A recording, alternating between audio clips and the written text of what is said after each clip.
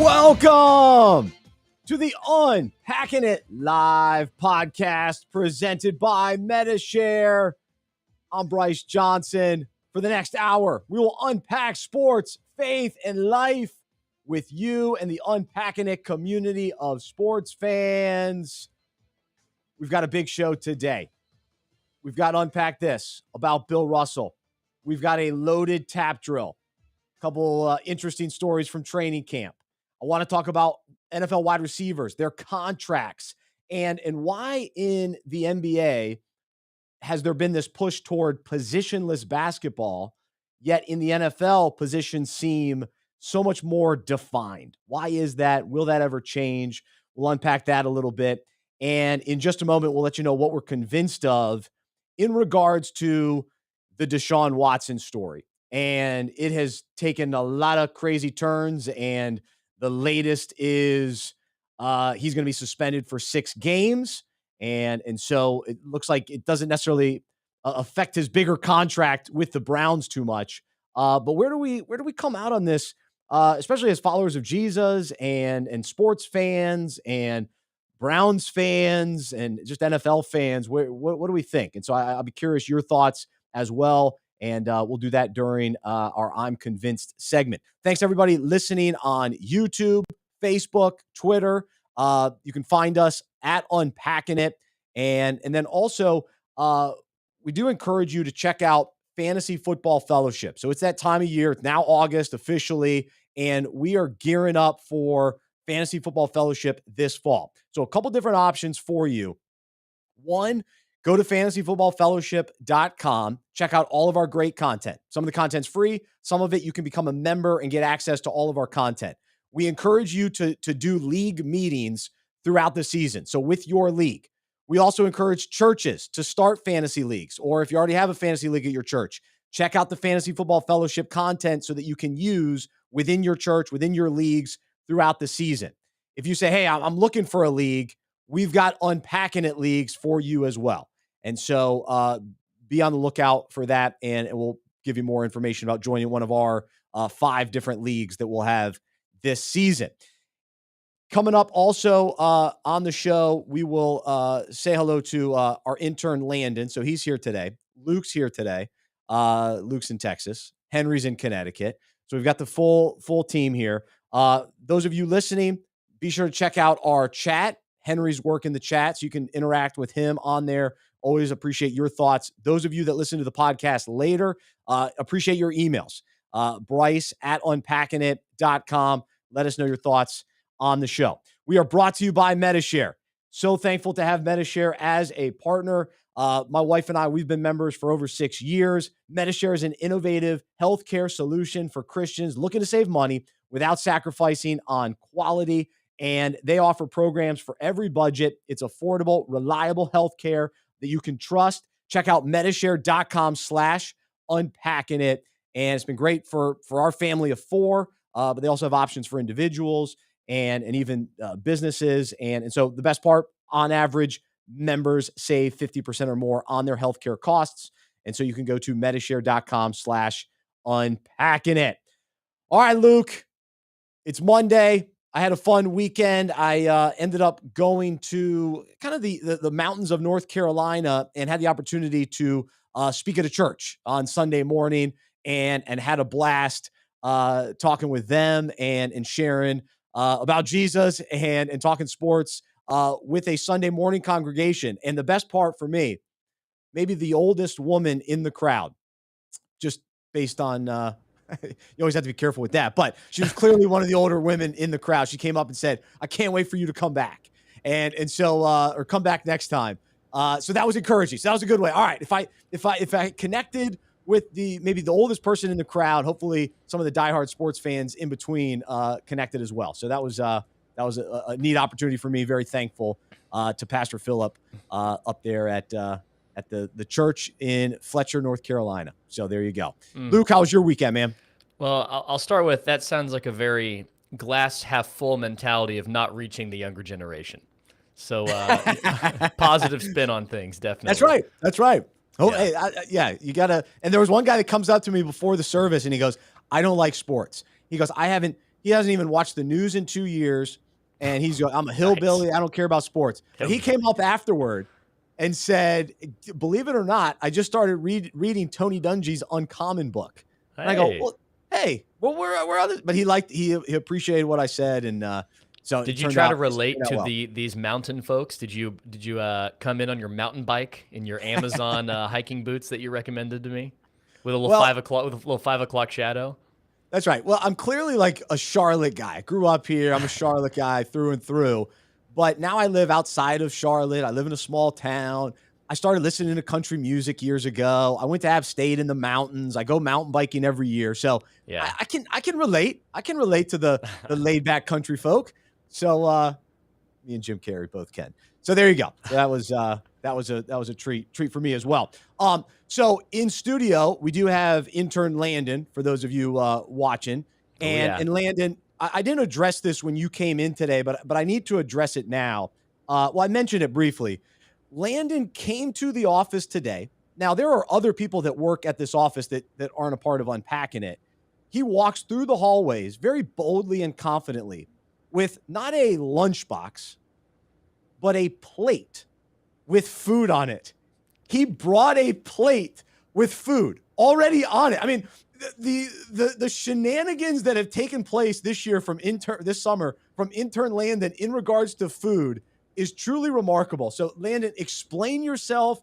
What made you think that you could just show up to a place of business with just a plate, not even like a to-go plate? This is a nice fine china plate that you bring to the office. Bryce, I am so comfortable with the work environment in here. You just make it so comfortable in here. So I just bring my omelets in the morning. So it's just like a nice omelet. And, it'd be one thing if he brought in this fresh cooked meal and said, hey, Bryce, I brought you some as well. But he's yet to bring me anything. I've offered him free bars, protein bars, and they may be expired. I don't know. But I've offered them to him. He comes in here with his fish that he fills up the room with, which I told you guys about. And now he brings in fresh omelets that take up a whole plate. You think he'd give me a little sliver? No way. Well, Bryce, I got one for you tomorrow. Don't you worry. Well, now Bryce, I've had to ask for it. Bryce has upgraded the work environment significantly since I've been there, so it's glad to hear. So, Bryce, my first day, you brought me to get Greek food. It was great. I'm like, all right, is this going to be a normal occurrence? Only time ever, whole summer. And also, you kept the office at 79 degrees, which was outrageous. Outrageous. So I'm glad to know that Landon has a more comfortable work environment there. Well, the funny thing is, when you were here, I went out to lunch a lot, and I would never bring you anything back. So I'm sorry for that. I apologize. You did bring me to the Charlotte Touchdown Club, though. You brought me to the Charlotte Touchdown Club, which was nice. That was nice, and you won all the prizes. That's right. And speaking still haven't given you one. No, I'm still waiting for that gift. But the speaking of the Charlotte Touchdown Club, I went on Friday, and special guest Tim Tebow was the speaker. Ooh, and he absolutely lived up to the hype. It was awesome. Cool. He did He's such a great job. Also gargantuan now. Like his his biceps are bigger than my waist. I'd be willing to say that. I actually was noticing he slimmed down. But beyond his looks and physique, he's a great guy and did a wonderful job speaking. Thank you, Luke, for taking it there.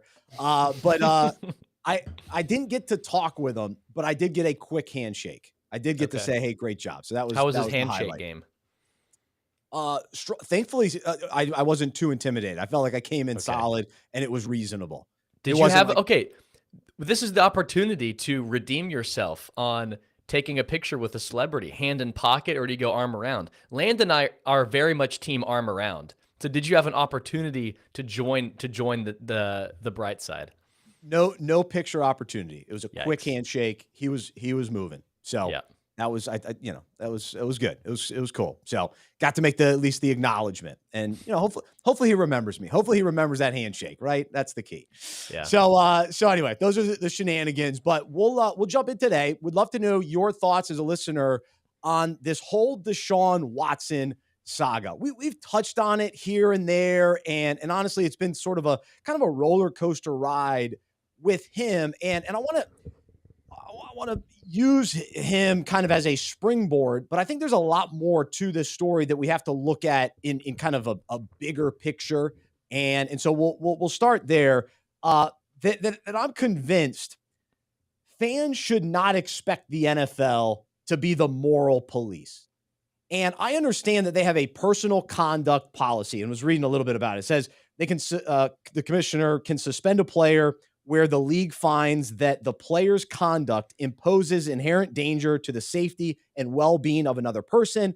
The personal conduct policy also states that discipline is appropriate for conduct that undermines or puts at risk the integrity and reputation of the NFL, NFL clubs, or NFL players. And so, okay, that's fine. I understand that. They're running a league. They want it to have a good reputation. They want their players to represent them well. Absolutely. And if you want to suspend someone, you want to kick a player out of your league that's not living up to the standard that they've set, then that's great. My question and my problem is really, what is the standard? And so, we come at it as followers of Jesus. I'm under the authority of God and his word. And so his standard is, ultimately we're forgiven and we rest in the grace of Jesus. And then we're called to live a holy life. And so I'm looking to the Bible as, okay, this is the way to live. This is what Jesus said. This is the way to live. And so that's the standard that I hold myself to. I fall short, and then I rest in the grace of Jesus, thankfully. But that's the standard, the path that I'm on. Now, when it comes to the NFL, it's very confusing. We don't really know, what they expect, because owners seem to be held to a different standard than players. We now see 6 games for Deshaun Watson. We'll see if that ends up kind of sticking. But we saw last year Calvin Ridley, and this has kind of been the big discussion today. Calvin Ridley bets on a game. It comes out that he spent, I think, $1,500 to bet on his team, the Falcons, to win. And it cost him a season. He's going to be out for a year. And so it seems that the NFL finds that to be a bigger deal for their, conduct and representation of their league, because you don't want fans thinking, wait a second, are these guys betting on their own games, and are they affecting the outcomes and based on what money that, all that kind of thing. So I understand the confusion there, but it goes back to, okay, what do we want the NFL, moral standard to be? And is it even possible? And I would say, whether it's 6 games or 10 games, or I don't really know. I don't think any amount of games is the answer, I guess, ultimately, because fans are going to be confused, and fans are going to consider, their own certain, I think this is worse than this. Gambling's worse than what's happening in with massage therapists, or what happens from a violent standpoint. So all of this gets thrown in there, and then we as fans are supposed to, kind of figure out, wait, is this worse? Is that better? And I kind of throw my hands up, and again, I go back to, I don't think these I can't expect these NFL players to be living perfect lives. And so I'm convinced that they should not be our role models. I think some of them can be, that have proven to have a great track record. Absolutely. But many of them are in their 20s. They're trying to figure things out, and they do a lot of dumb things. And so for us to then kind of, all right, well, he's done this, so he's out for 6 games, and then he's done this, he's 5 games. I think it's very difficult to figure out. He got caught. He didn't get caught. So Luke, help me out here. I feel very, very confused with it all, and trying to figure out, okay, now moving forward, what do we expect the NFL to actually do with these guys that end up getting caught up allegedly? Sometimes there's evidence, sometimes there's not, sometimes there's gray area, sometimes there's not, sometimes there are video and pictures, sometimes there's not. And we're rooting for guys that love Jesus, that are following Jesus, and those are the players that we really can root for. But sometimes those guys make a mistake too, and those guys screw up, and then that makes it confusing for us as fans. And so again, we have to go back to the grace. We have to go back to, okay, what is the standard that we're holding ourselves to, and are we continuing to pursue holy lives? And that's kind of where we need to start.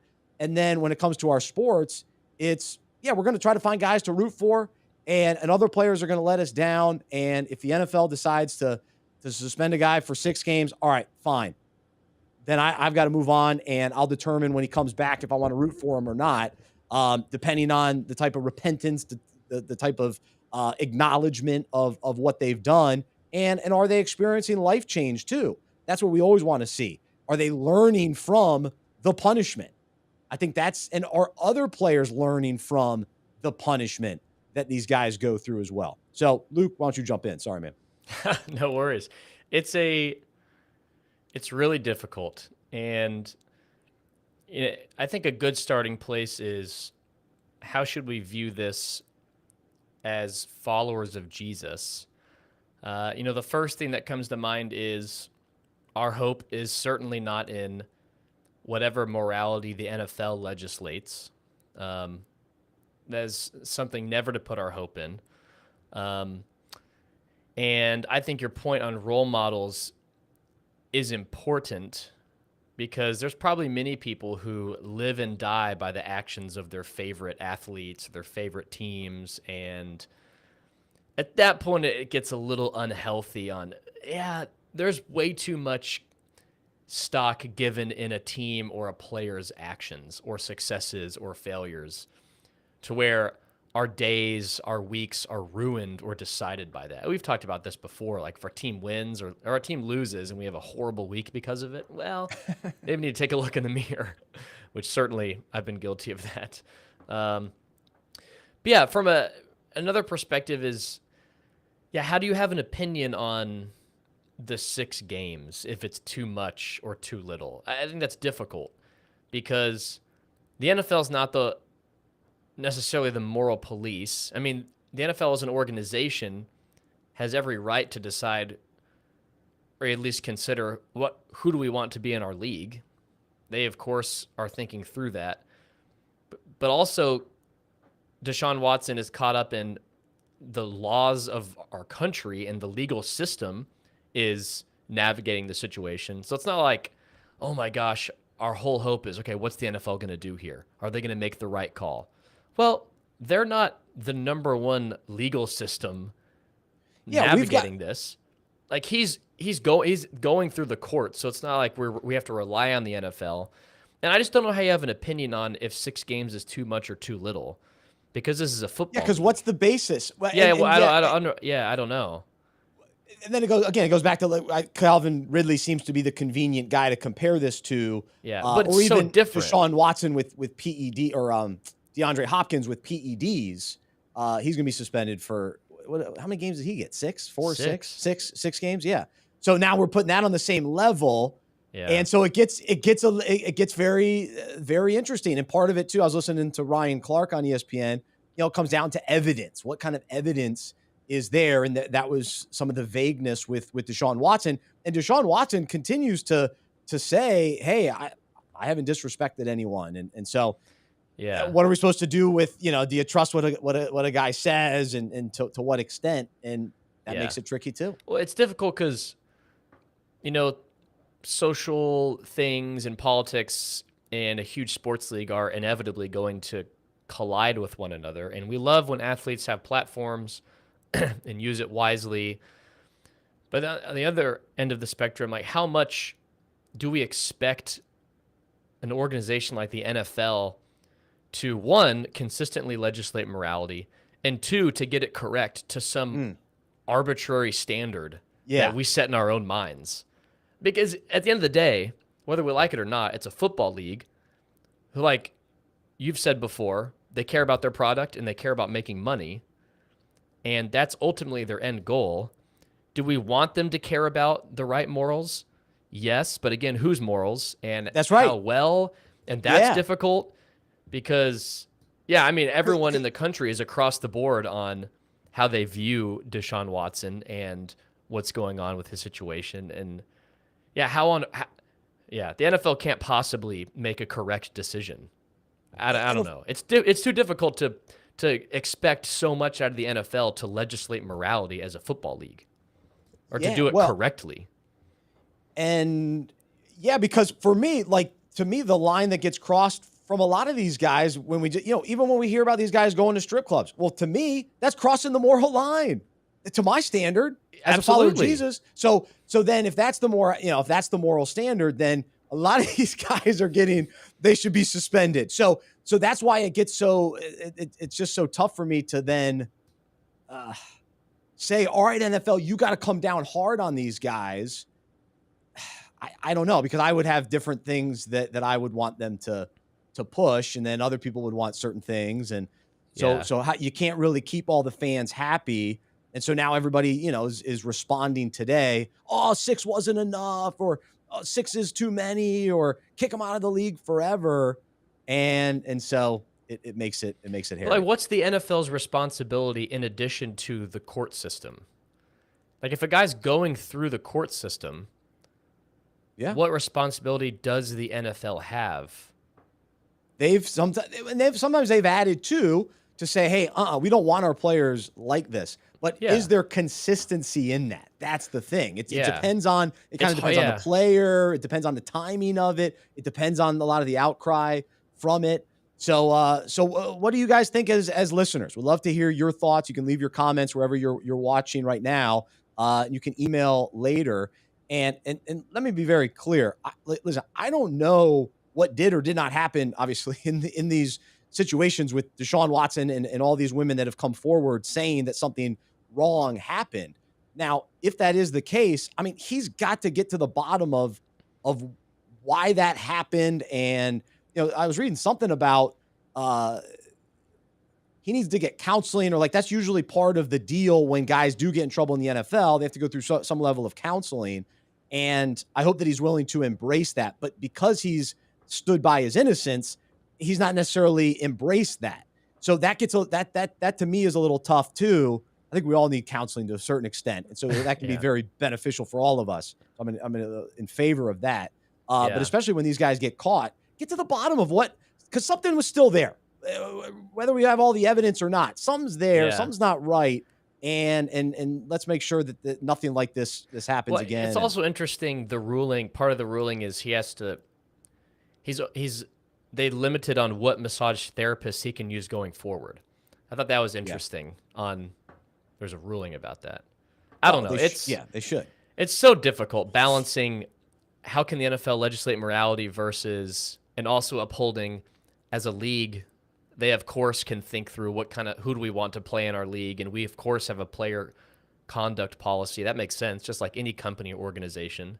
Yeah. But then are we putting too much stock in them deciding how to penalize? I don't know. It's so difficult. So as Christians, we have to think through it.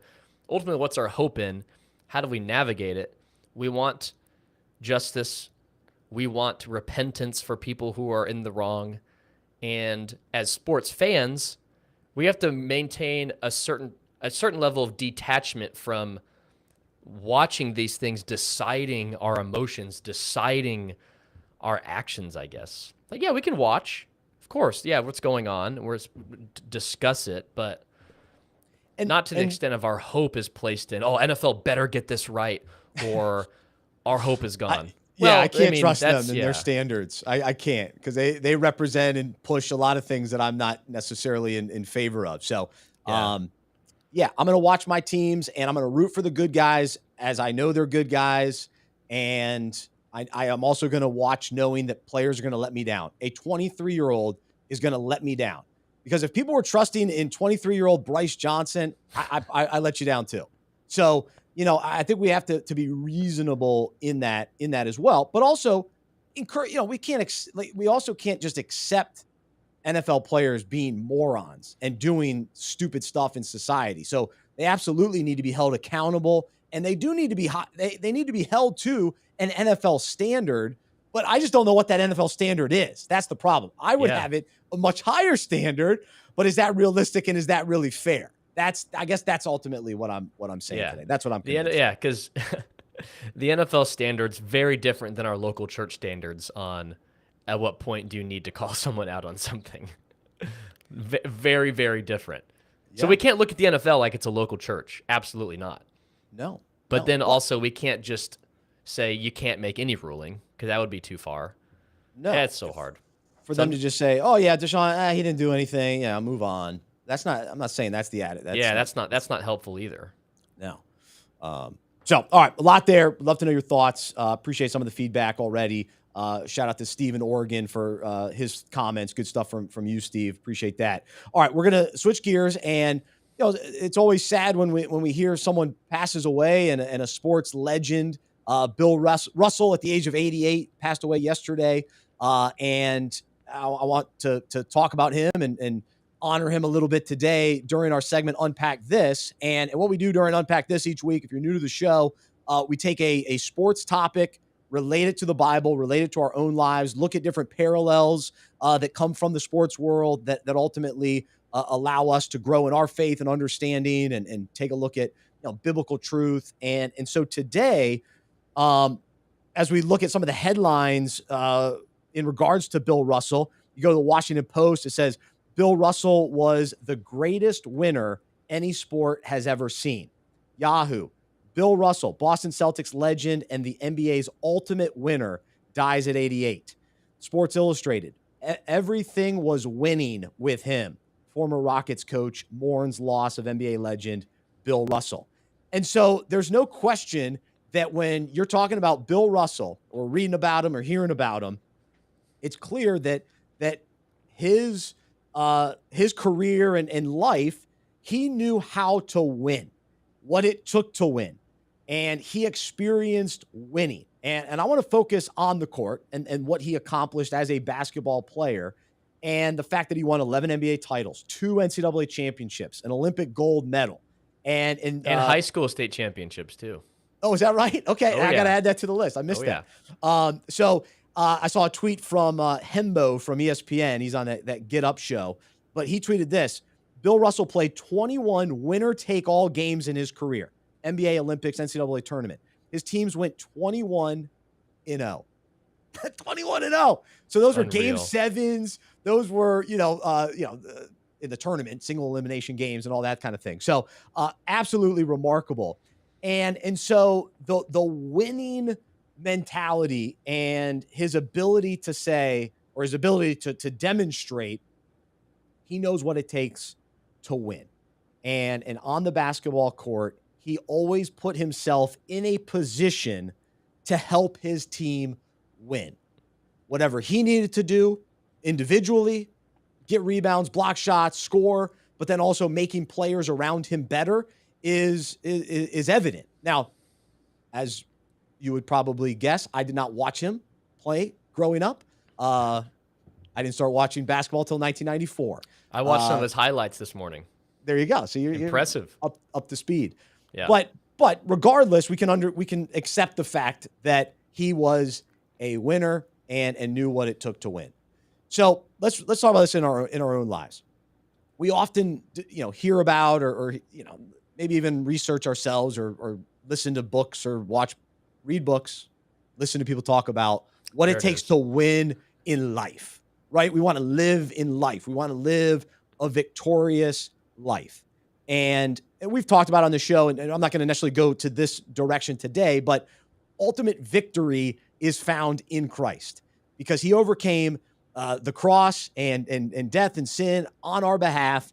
And we now are ultimately victorious as well when we receive that gift of salvation. And so we're victorious over sin and death as well. We get to spend eternity with Jesus. But as we live, that's awesome. So we rest in that. That's the good news of the gospel. There's no but after that. That's it. That's the finished work of Jesus. What I want to focus on today is I want to go to a psalm, and it's Psalm 1. And there's so much richness in the Psalms, right? A lot of great just encouragement and a lot of just genuine crying out to God as well. But in Psalm 1 through 3, this is what it says. Blessed is the man who walks not in the counsel of the wicked, nor stands in the way of sinners, nor sits in the seat of scoffers, but his delight is in the law of the Lord. And on his law he meditates day and night. He is like a tree planted by streams of water that yields its fruit in its season, and its leaf does not wither. In all that he does, he prospers. And so I want to focus on that last line. In all that he does, he prospers. And so we're talking about on the basketball court, everything Bill Russell did on the basketball court, he won, right? He was winning. And so what does it look like to actually, prosper in life? And let's go to the ESV Study Bible on this verse. And it says on a couple of these verses, it says, the first image is that of a tree in a dry climate, which nevertheless thrives because of its constant supply of water. A tree bears fruit, not for itself, but for others. Thus, when the faithful prospers, it is not for himself, nor is the prospering even necessarily material, but he succeeds in bringing benefit to others. And that's where I want to land today.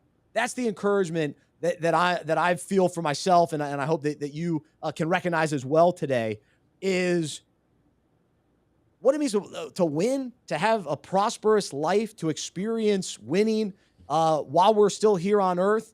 Yes, it's found in Jesus, and it's found in the Word of God, and it's found in meditating day and night on His Word. And to know it, to meditate means it's in us. We're thinking about it. We're reflecting on it.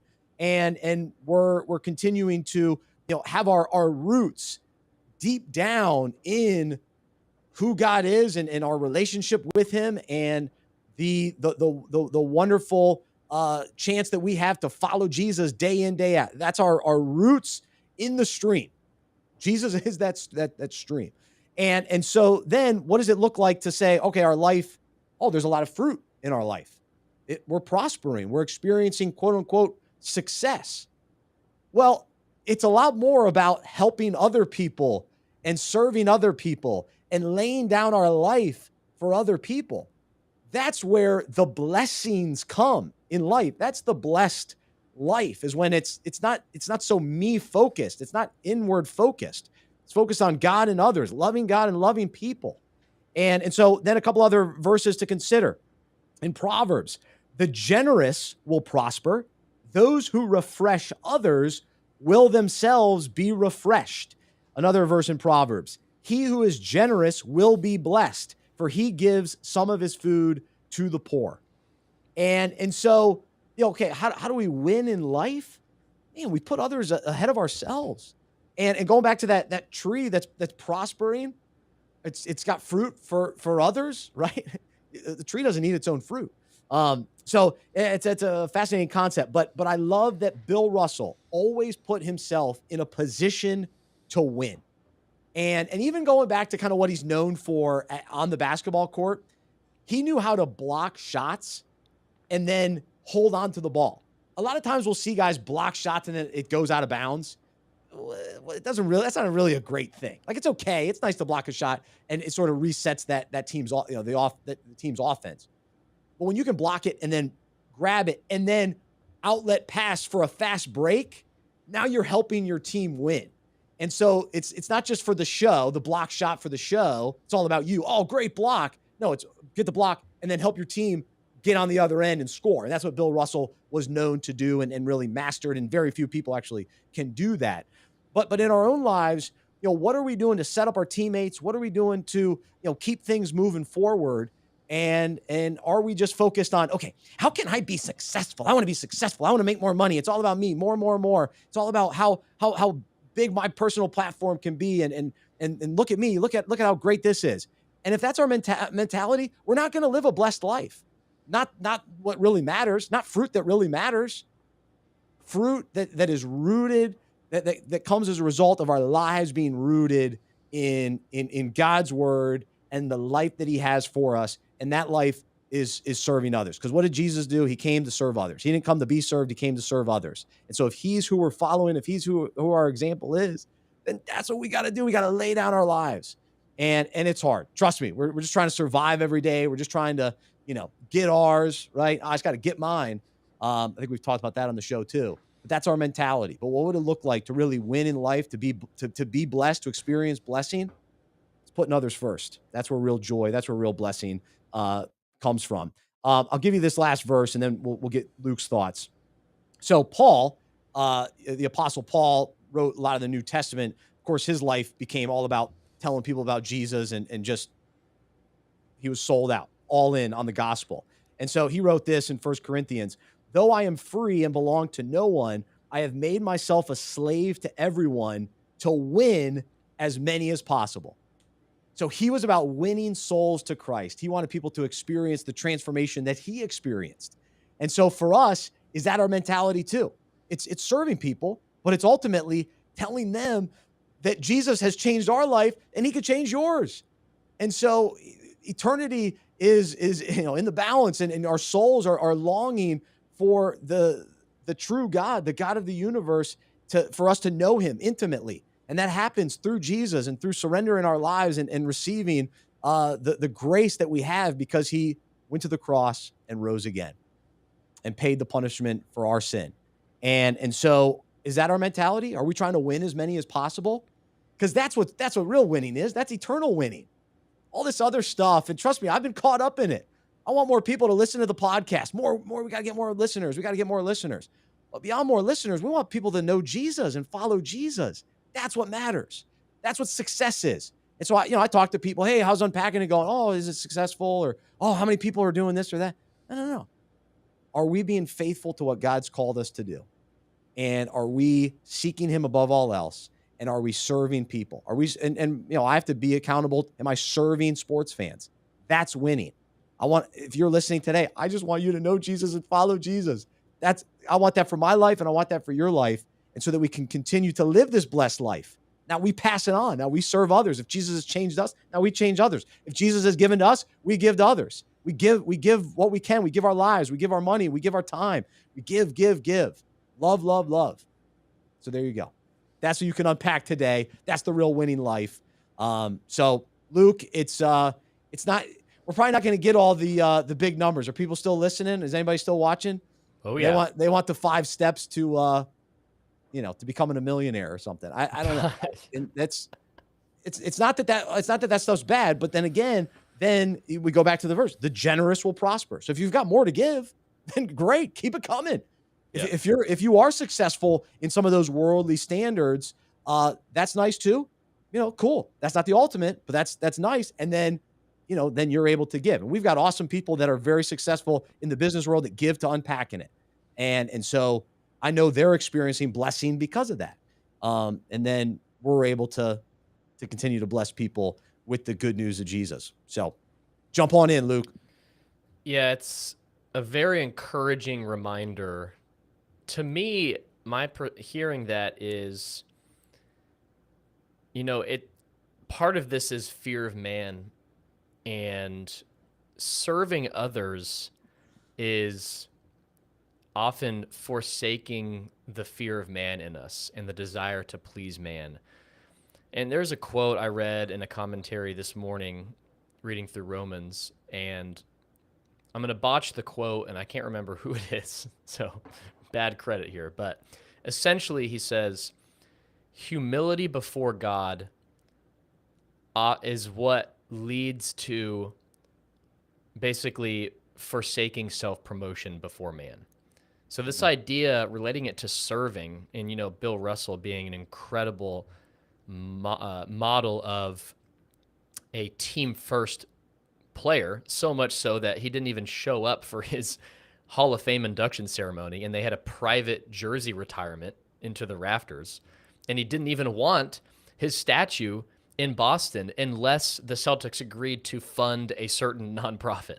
So wow. This very team-first mentality, and as followers of Jesus, to serve better, it takes humility before God. And if we've understood the grace we've been given, the mercy we've been given, the free gift of becoming a son of God, a daughter of God by faith in the life, death, and resurrection of Jesus, there's no room for self-promotion. If we've understood our depravity as sinners and our need for God, humility before God leads to less self-promotion before man, because self-promotion doesn't make sense anymore if we're humble before God, because it's just gratitude. It's receiving the grace of God, the mercy of God, and this just unbelievable gratitude of, I've been given entrance into the kingdom of God for eternity because of the faithfulness of Jesus Christ. because I have faith in the life, death, and resurrection of Jesus. And yeah, that's what leads to greater service. You know, and Romans talks about levels of service can be an added gift of God to benefit the body of believers. But overall, as Christians, as followers of Jesus, we're all called to serve. But you can't serve if you're not humble before God. And, you know, that's something that we have to pray through constantly is, God, would you increase my humility? Not to be known as a humble person, but because that's part of your will for me, is that I would continue to walk humbly before you in order to continue to be faithful. So, yeah, encouraging reminder. And to me, I just, it's easy for me to think about the opinions of others about me, to fear the opinions of others about me, and to almost chase the approval of man. So I'm very passionate about talking about this. And if we're caught up with the approval of man, maybe we need to walk more humbly with God and ask God to increase our humility before him, because then there's not necessarily a desire for self-promotion if we're just focused on gratitude of the grace of God and serving others, because we don't need the approval of man. Amen. Well said. I love it. One final thing, a little bit along the lines of what you were talking about with the autographs with Bill. You mentioned the autographs. Am I making that up? Or did we talk about that earlier? We talked about it earlier, but it's along the same lines. Yeah. On the same lines. Sorry, we talked about that earlier. But anyway, I was reading an article, Boston.com. It says, Bill Russell hated autographs. Oh, of course, a typical NBA player. No. He saw no point to them. If he was out dining and got approached by someone asking for his signature, Russell's usual response was to instead ask the person to join him at the table to have a conversation about life. The autograph seekers almost always declined. What? How about that? Isn't that fascinating? Declined. Gosh, what a legend. That's incredible. Cool. How cool. Hey, you don't need my autograph. What do you want me to scribble on a piece of paper? No, sit down. Join me for a conversation. Now that's cool. I love that. Man, Bill Russell's the man. I was reading, Boston.com, so generic. That's the website, Boston.com. So very generic. So I got to point that out. But I was reading about Bill Russell, kind of like a biographical article about him on The Athletic. And I didn't realize that, I guess this is an indictment on my basketball fandom. I didn't realize he was kind of a pioneer in the vertical game of basketball. He was in an interview in 2013. He said, I brought verticality to a horizontal game. Like when he was learning basketball in high school and college, you weren't supposed to jump as a defender. Stay on your feet, hands up. And then he pioneered this jumping up to block shots, which I guess I never caught on. I was playing the old basketball because I was a very horizontal player. No verticality in my game. So I guess if only I would have learned that. That's my excuse. I didn't learn about the vertical game. I just played horizontal. And that is a good study of sports that I probably don't do, is when certain elements of the game that have become so normal when they were actually implemented. Because at some point there was a forward pass in football. You know, there's all those kind of things. Isn't that crazy though? Being taught necessarily to never part of the leave your original. feet. Never leave your feet in basketball? Jeez. Gosh. Take that for granted. He got a lot of block shots. That's for sure. Known as a great defender, and ultimately was known as a winner. So, and a good teammate. So and that's what separated him from Wilt. The article was saying Wilt was the narrative. He was about self, had amazing stats, always outperformed Bill individually. I mean, he came in as a rookie and was Rookie of the Year and MVP, Wilt Chamberlain. But Bill Russell always beat him. Beat him 7 out of 8 times they met in the playoffs. So Bill's team always won, but Wilt's individual performance was always better. So that was kind of the dynamic there, which is pretty fascinating. Gosh, it's cool. That's a good, it's an encouraging message today. So you can unpack that. The devotional will go out through email later today. So if you haven't subscribed yet, go to unpackingit.com/subscribe. Goes out Monday, Wednesday, Friday. We take current sports stories, relate them to the Bible, relate them to our own lives. All right, we got some other sports stories to discuss today. And if you've noticed this offseason in the NFL, first off, I'm excited about training camp opening up all over the place. We got so much football going on, a lot of stories. Where did the Panthers have their training camp? It's called Spartanburg. It's in South Carolina. South Carolina. Okay, at so Wofford, pretty close. Wofford College. Oh. Yeah. Okay. It's where the former owner of the Panthers, Jerry Richardson, I guess he went there. Yeah. So he had a connection there. So years and years and years have been going down there. Yeah. And so, but the big stories kind of over the course of the off season, and this has sort of been happening over the last couple of years as well, but wide receivers are getting paid big money. And DK Metcalf recently signed a big extension, big guaranteed money with the Seahawks. We know Tyreek Hill left to go to Miami to get paid. A.J. Brown went to ultimately got traded, but went to Philadelphia to get paid. Colin Cowherd must be so upset. The icing on the cake is getting paid. That's right. So, and I've been along that line as well, that line of thinking that the wide receiver isn't a must. An elite wide receiver isn't a must to a Super Bowl win. Now, I'm wondering or questioning it at this point because Cooper Kupp just showed what kind of impact a top wide receiver. He was the best wide receiver last year. His team won the Super Bowl. Now, was it because of Matthew Stafford? You know, we can argue a bunch of different things, but there was definite value in what Cooper Kupp brought to the Rams that led to a Super Bowl. And so if we look at the top 10 kind of big contracts right now, and it's always a little tricky because you got like guaranteed money, signing bonus, but as far as kind of per year right now, you got Tyreek Hill, Devontae Adams, DeAndre Hopkins, Stephon Diggs, A.J. Brown, Tebow Samuel, another guy who just signed a big deal, DK Metcalf, Cooper Kupp, DJ Moore, and Keenan Allen. Now, the only one These are the top 10. These are the top receivers, not these are the top in general.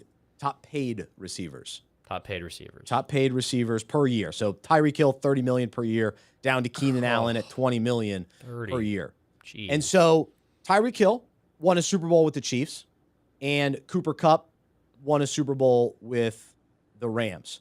Other than that, those guys haven't won Super Bowls. So I don't think Devontae Adams, he wasn't on that Packers team. But conference championship games littered throughout that list. Yeah, no, those are playoff teams. You know, I think Keenan Allen and I think the Chargers are going to have a really good season this year. I think DJ Moore is going to be better this year with Baker Mayfield as his quarterback. You know, Stephon Diggs and the Bills are one of those, you know, Super Bowl contenders without a doubt. I like the Raiders this year with Devontae Adams, but the question is, you know, is it worth paying the wide receiver this type of money, and has it really changed? And I'll speak from a fantasy perspective. I don't load up on big time receivers usually. I like to get them a little bit later, and so you can wait till tomorrow. We'll talk more fantasy on the Fantasy Football Fellowship podcast. But I like having multiple options. And there's a part of me that thinks, could Aaron Rodgers even have a better year this year as he doesn't worry about getting the ball to Devontae Adams, that he actually looks around for the open receiver? Is that possible this year? Maybe. It could be interesting. I remember the year that Cam Newton, I'm wearing the Panthers Super Bowl shirt today. That year, Cam Newton. The light is really on in the Panthers. Yeah, let's go. I'm all in. But that year, he didn't really have a go-to wide receiver. He moved the ball around to a lot of different guys, especially in that playoff run. And it was just find the open guy, find the open guy. Yeah, we talked about that on a recent Unpacked lunch, one of the ones you missed. On the question was, who were the go-to skill players on that Panthers roster? And we're like, who was on that team? Yeah, Greg Olsen, but like who were their Stewart? Jonathan Stewart. Yeah, Jericho Cotchery, one of my favorite people. But those aren't household. They had this premier receiver. Yeah, it was very much Jr. by committee. Yeah, Ted Ginn Jr. is more of a Madden player. Give it in Madden. Yeah, give it to me in Madden. Punt return. So it's just it's all fascinating to me that these guys are getting paid, and will it actually play out? Here's my gut reaction to that. This is with no data at all. And I know I'm normally more Mr. Data guy than you, but running backs have way less value to me. I mean, not just to me, but because the NFL has changed. Offenses are just very more spread out, pass heavy. Like the game has changed, so running backs have way less value. You can plug and play way more easily. Receivers, you still need really good receivers and willing to pay some money unless you have top tier quarterback, in my opinion. Yeah.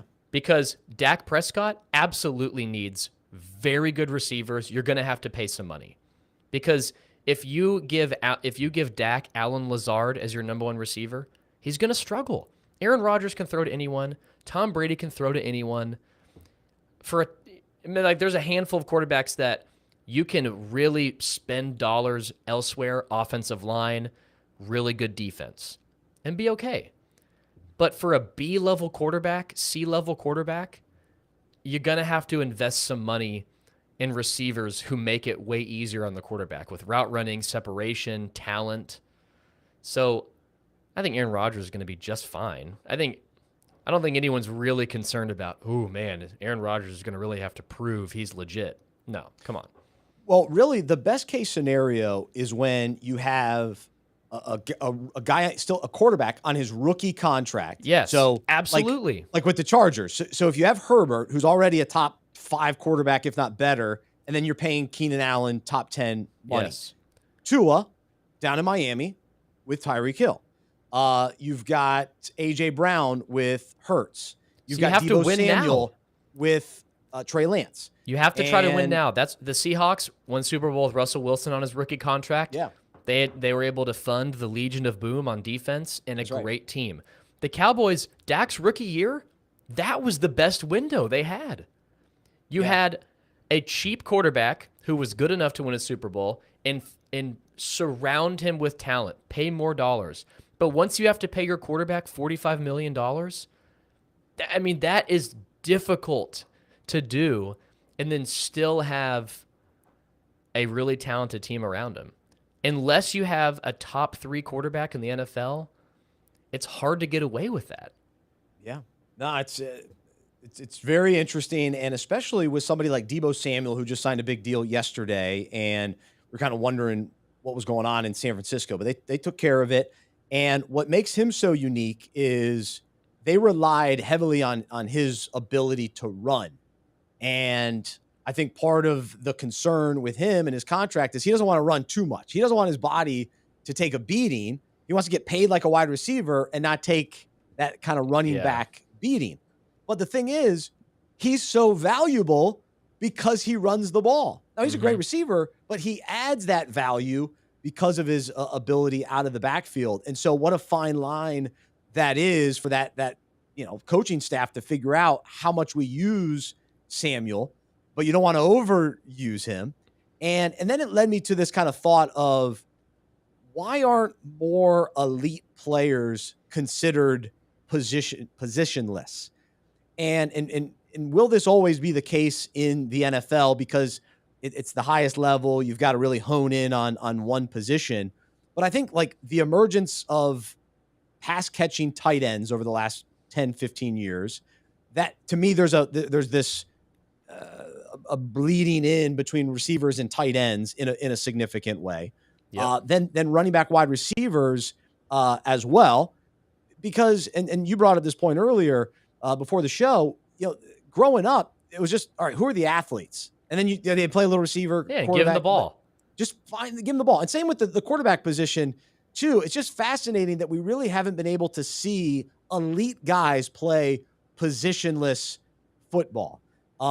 Because even last year, Cordero Patterson was always a wide receiver. Well, then the Falcons put him at running back almost. I mean, they still used him some at receiver, but he became their go-to running back, their starting running back. Yeah. And now he's no longer a receiver. Now he's a running back. Well, no, isn't he still a flex guy? Isn't he still an athlete out there? Well, because it's not like no one's good enough to do that. It's just, high school, your quarterback can play safety. Your running back is also your number one receiver and your linebacker. And then they go to college and they kind of funnel him to a more position. Okay, we're going to really hone your talent in this position. And then the NFL, even more so. But the NBA is now positionless. Yeah. So it's not like you play the 5. Don't do anything else. Oh, you're 6'11"? Yeah, handle the ball, shoot threes, give you the ball in the perimeter, attack the paint, and post up. So the talent's there, but the game has to change. And contract-wise, it is more risky to put your body on the line that more often. But your boy, Micah Parsons, he wants to play on offense. and Diggs. What's his first name? Trayvon. And Trayvon. And so, both those guys, they want to be a part of the offense. And oftentimes defensive guys want to be in goal line situations as well. But it's almost like so rare and maybe because you can't practice it enough, or, hey, you're always working on the defense. But I loved growing up, Deion Sanders would play, both ways. And Charles Woodson was such a great athlete and could do that.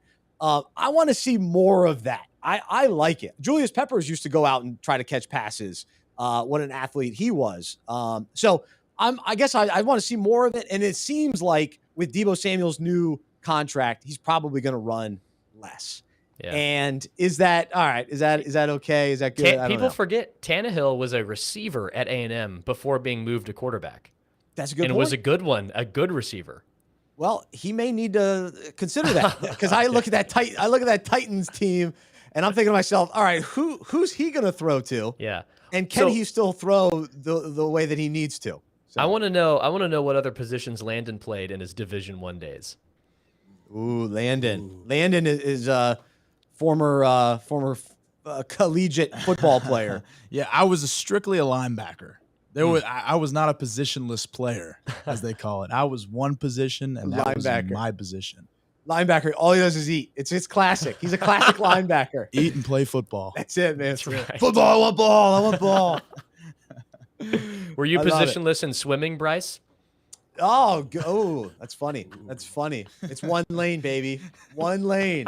But hey, you want me to swim freestyle? I'll do it. Butterfly, I got it. Breaststroke, I'm okay. Backstroke, absolutely. So I could do all four strokes. You better believe it. All right, Landon. Positionless football. What do you think? I like the idea, but I think it's too much on players. Okay, that's fair. I think if you split out the running backs to receivers, I like that idea. But like offensive linemen, defensive linemen trying to play other positions, it's a little too much on their bodies. Quarterback, I can definitely see why they don't play other positions. But yeah, I think guys switching sides, it just is too much. But that's my take. It's fair. No, it's a good point. I said they're all soft. They're a little softer. They don't like to get hit too much. So, there is part of that too. They take a beating as is. And so, yeah, even Christian McCaffrey, I'm going Panther heavy today, but he's been a running back, has taken a beating, and people want to see him more lined up maybe in the slot and that kind of thing. I'm not sure if that will actually play out though. And it's not that he has to switch positions either. It's just utilize guys in different ways. And if you line up, even if you lined up Lamar Jackson at the running back spot, like just mix it up more. I don't know. It always seems like it's never the elite players. It's always sort of the gadget. It's like the gadget guy. That's always the term in the NFL. It's like the gadget guy that like isn't good enough to play one position. Why is that always the case? The Patriots have always had guys like that, but I don't know. It's just something to think about as I was considering Tebow's new contract. All right, we got a lot to get to. Man, we had a loaded show today. I was a gadget guy back in the day, middle school quarterback, and then on defense I played left bench. So I was two important positions there: left bench and quarterback. That's pretty good. I was going to try to make a joke. I'm gadget guy with my fancy phone and stuff, but I'm not. I'm actually not a gadget guy. I mean, you're teeing yourself up for an Android joke there. I know. Yeah. I'm far from gadget guy. I don't have the Apple Watch. I'm not that guy by any means. I've never actually seen you wear a watch, so that would be a huge jump. Oh man, you're always on Bryce time. Always on Bryce time. That's a good point. That's a good point. This show starts at 2 something. It's whatever. I don't have a watch, so I don't know. That's right. So we go to the pool, me and Maddie, and I never bring a watch, and there's no clock at the pool. So we're on a strict schedule, bedtimes, dinner, all that kind of stuff. So I'm dependent on somebody else being there with a clock, with a phone, with a Mr. watch. Like 1850s. Hey, can I get the time? Hey, what's the time? What's the time? Hey, do you have the time? You have a watch. Do you have the time? Yesterday, the lady gave me the wrong time. It's like, it's 5:25. It's 5:25? No. I read that wrong. Oh, okay. But as far as my watches go, I have a little wrist. I've got a little tiny wrist, and I look very goofy with a watch, and I can't find a watch that works for me. Ooh, So I'm your guy. I'm Okay. I'm an underrated watch connoisseur. I'll Ooh. self-promote myself there. Okay. Yeah, Yeah. if somebody has a watch that they're looking to give away, and I can check it it sounds out. like you've been trying on just gargantuan timepieces on your little dainty wrists. I know I got dainty wrists. It's unfortunate, but I got to embrace this is who I am. So I'm not a watch guy. I'm not a gadget guy, but maybe some other people are. All right, let's do our Medi-Share moment of the week, and we're heading to golf, and not the Live Tour this time. Yeah. It seems like all the golf world, all it is about these days is the Live Tour every single day. But here we go. What event is this, Luke? This is from over the weekend. Believe the 3M Open or the Rocket Mortgage. Okay. So let's play this video, and then we will respond. Hopefully those that listen only can hear the audio as well. All right, Luke, take it away. All right. So it was the Rocket Mortgage Classic, confirmed. Okay, sweet. To this week here, Will. Yeah, he's not liking that one. Anytime you see the club let go so early. Oh, get in the hole one Not time. like this. Not like this. All right, so we'll watch it again. Go. I'm sick to my This stomach. week here, Will. Right there, Yeah, I've done he's, that 100 times. he's I'm relating to him. Not Oh, liking bad that one. shot. Anytime you see the club. Bad let go shot, so drops shots. his club.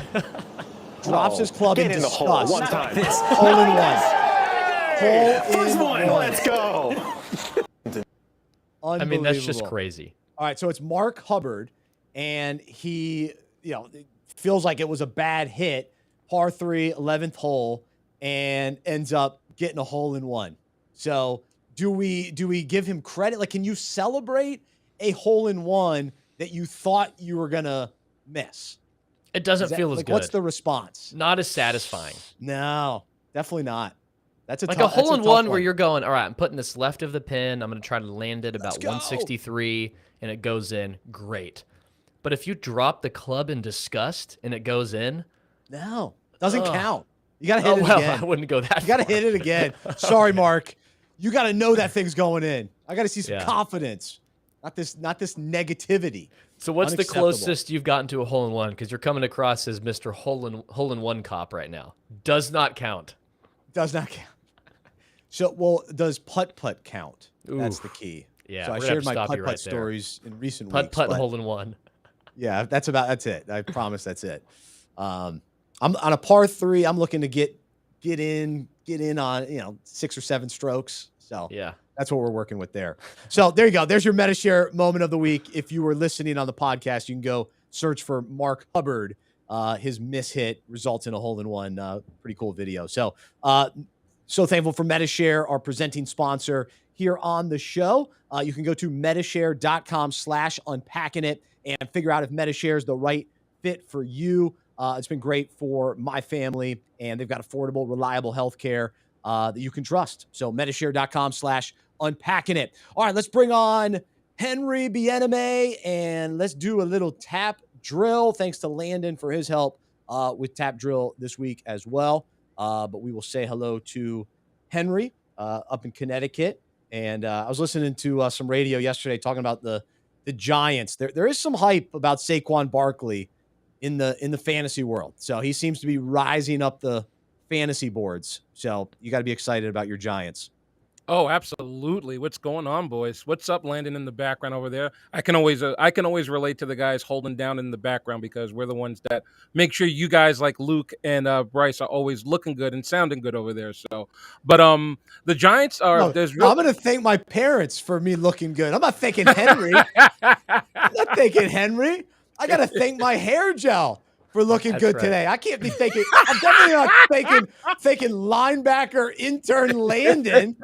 Get out of here with that. Come on. But there's definitely a What's that, hint of Landon? optimism.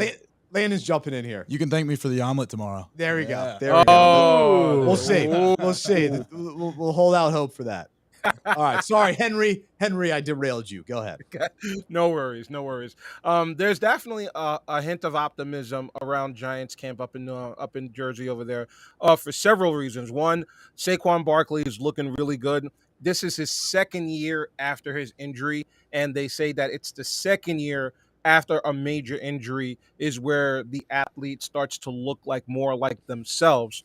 So they're expecting big things from Saquon Barkley, of course, not to mention the fact that he, as well as Daniel Jones, are at the end of their rookie contracts. You guys were talking about rookie contracts earlier in the podcast, and so also there is a new sense of consistency now. You got Brian Daboll as a new head coach, and you got Joe Shane as the new GM, and most importantly, you got the Maras taking a hands-off approach and letting the people that they hired do their jobs. Let the GM be the GM. Let the head coach be the head coach.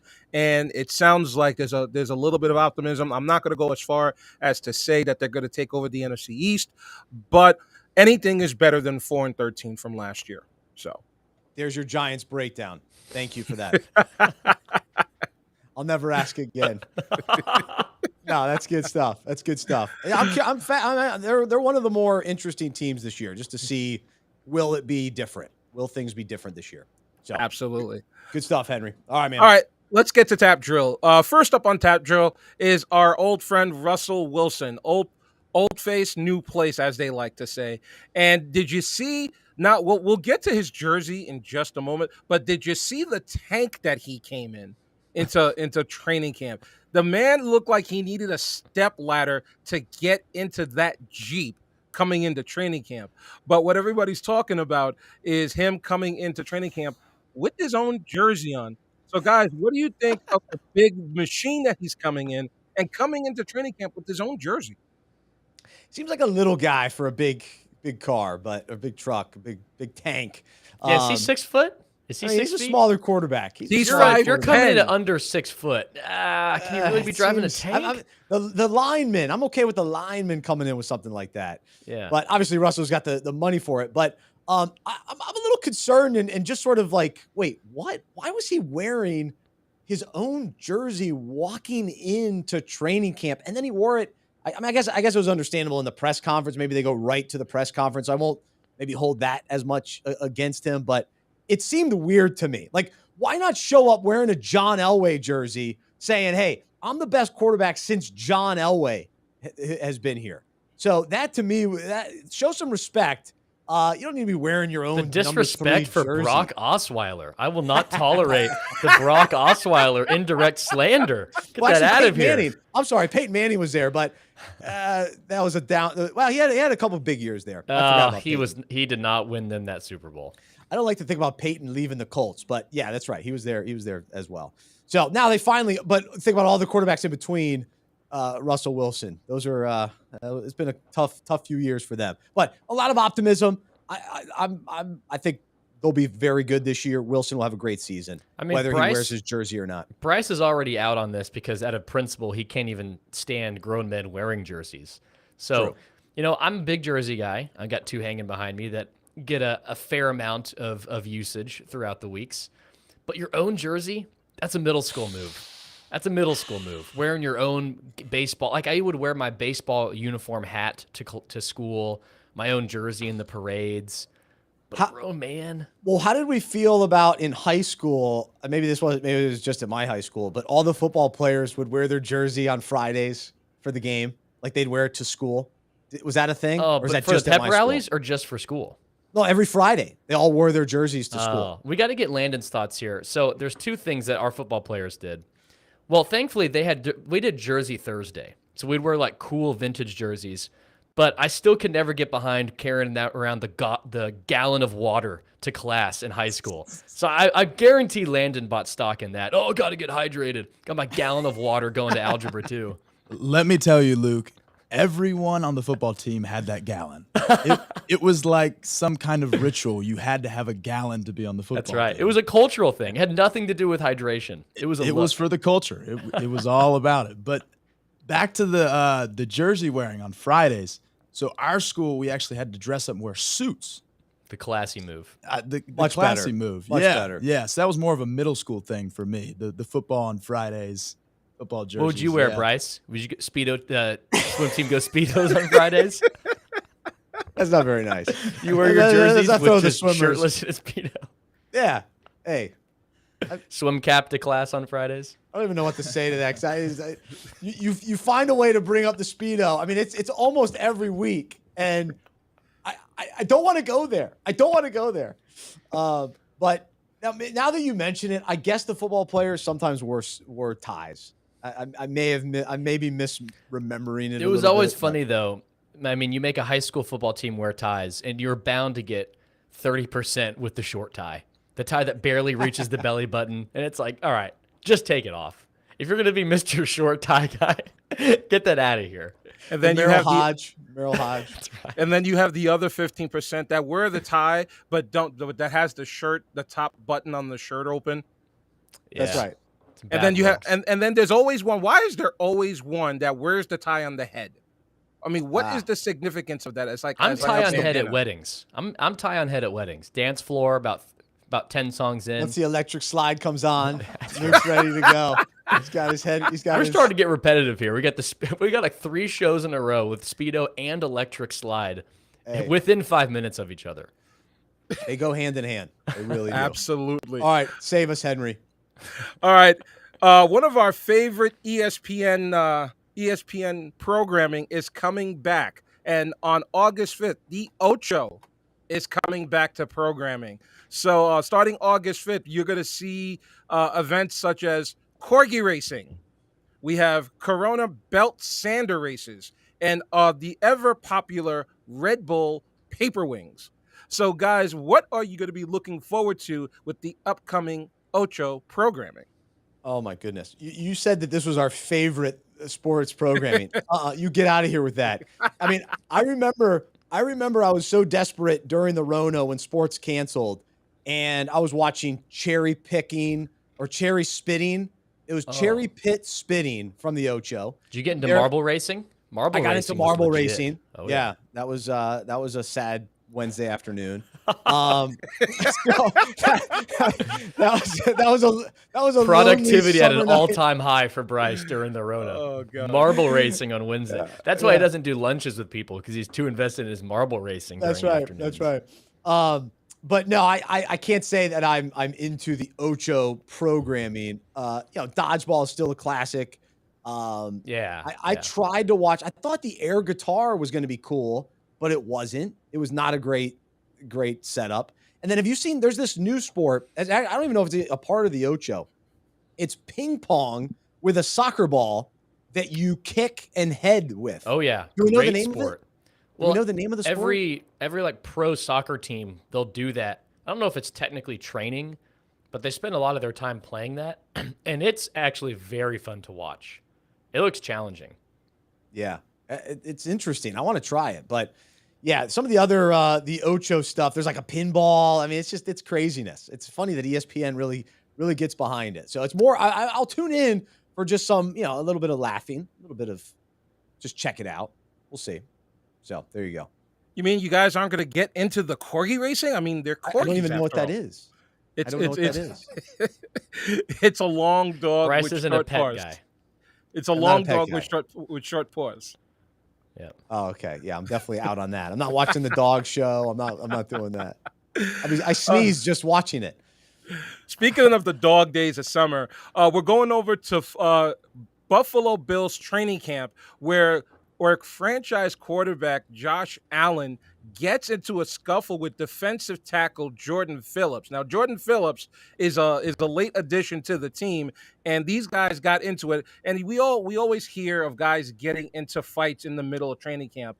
But are we okay with our quarterback getting in the face of a defensive tackle, or are we okay with the defensive tackle trying to take down the $200 million quarterback? To me, it's almost like a cuttable offense. Don't mess with the star quarterback. It's just, it's not worth it. Like in training camp, just stay away from him. Like I guess like as far as like you can tackle, like he's got to get ready for the season. So it's not that, but any extracurricular against the quarterback, probably want to avoid that, especially unless you're like a proven guy that you've got a little bit of leverage there, that you're sort of, maybe making a statement or you're trying to tough up you toughen up your quarterback a little bit or something like that. But I'm not familiar with Jordan Phillips. I don't think he's the all-pro D tackle holding down the defense by any means. So maybe stay away from Josh Allen. That's where I come out on it. I come in different perspective. To me, bad look as the quarterback to throw a fit about it. One, do you really want to pick a fight with a 300-pound lineman or a linebacker? Now, Josh Allen maybe doesn't apply to this as much because he's actually a great athlete and strong. But a quarterback in general who tries to pick a fight after getting hit, it doesn't look good for numerous reasons. One, you're essentially saying, don't hit me. I'm too high class for you. How dare you touch me as the quarterback? That comes across as so soft. And two, you're picking a fight with a guy, if he really wanted to have his way with you, you're toast. That's fair. Quarterback, you get hit, let it go. But to pick a fight with it, bad look. Bad look. Yeah, no, I understand that. I mean, I remember, these guys, the scuffles, it's like understandable when it's D tackle versus offensive lineman or corner versus wide receiver. But step over and start messing around with the quarterback. Come on. All right, Henry, give us one more. All right, now we're going to go down to Washington, and we're going to talk about the Commanders, and I still hate that name. The Washington Commanders, even in the middle of training camp, when they open training camp to the public, have a low attendance rate. So, boys, simply this: is there a least interesting team than the Washington Commanders this year? Yeah, I mean, it's not surprising that there's not a lot of fan buzz for the Commandos because, I mean, you think about Carson Wentz and, people are kind of iffy about him coming off of his year last year. He's lost his brand name. His name recognition is not there anymore. No, I don't think people are like, oh man, we got Carson Wentz, and there's not the excitement level. But as far as another team that's sort of not as interesting, is there one for you? Oh my Luke? gosh, the Texans. Okay.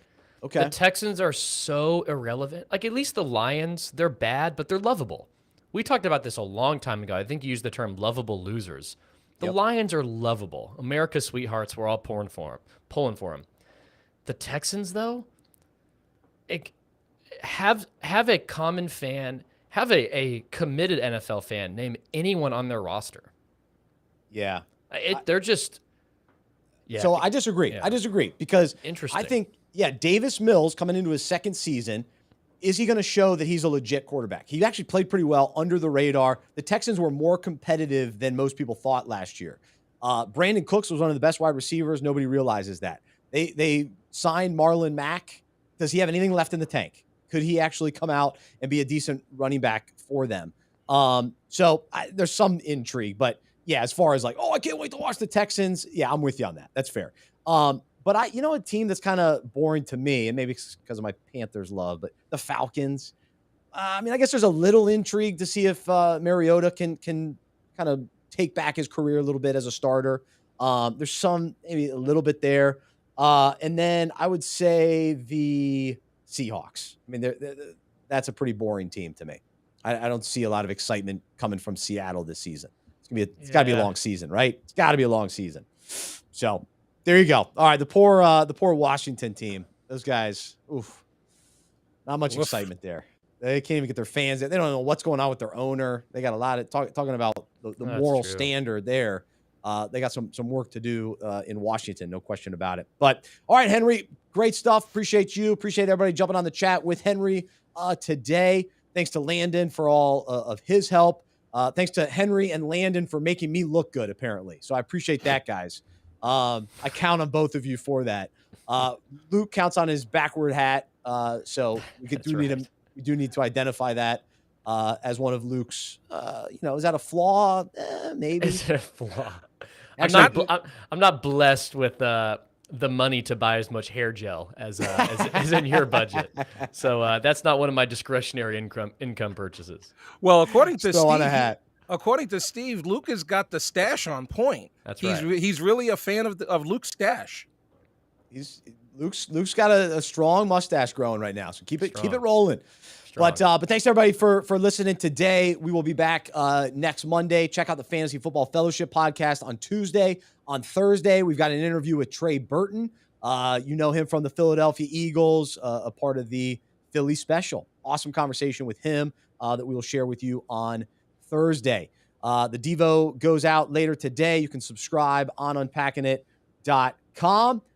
But I'm Bryce. I'm a sports fan who follows Jesus. I believe in the good news that he died on the cross for my sin. He was resurrected. And through faith, I've been saved by his grace. I hope that is true for you as well. And I hope you'll join me as we live life as sports fans who follow Jesus together. Have a great rest of your day. And as we talked about Bill Russell being a winner on the basketball court, what does it look like to be a winner in our own lives? What does it look like to live a life that is blessed? Well, it's actually about being a blessing to other people. It's about putting ourselves in a position to help others win and to be a part of the winning. And ultimately, it's winning souls for Christ. It's helping people experience the love and grace of Jesus like we have. And so we rest in that, cling to that, and that's the good news that we have in Jesus. So that's why we're here. We want to point people to Jesus. So thanks for being with us today. This has been the Unpacking It podcast presented by Medi-Share.